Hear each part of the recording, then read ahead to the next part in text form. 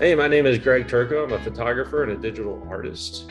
And my work is typically made by piecing together multiple photographs to create one final piece. The majority of what I do, if you had to boil it down to one word, would be nostalgia.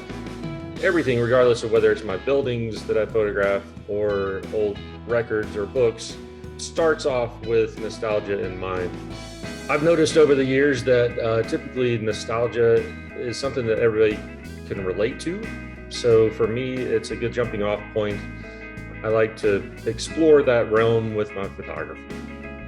As I'm working with multiple photographs, I tend to lay one on top of the other in Photoshop. And I decide at that point whether or not that particular layer works for me. And I can have different ways of adjusting it to see if one will work better than the other. But basically, what I'm looking for in the end is an appealing image that interests me and also, of course, interests the viewers. Typically, what I like to show the viewers at a show like the St. Louis Art Fair is what's interesting to my mind.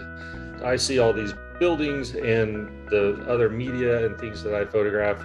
And for me, it brings me back to a time of my childhood when I enjoyed listening to records or tapes or, even the ideas like of exploring old buildings and stuff like that and the narrative stories that are inherent to those buildings.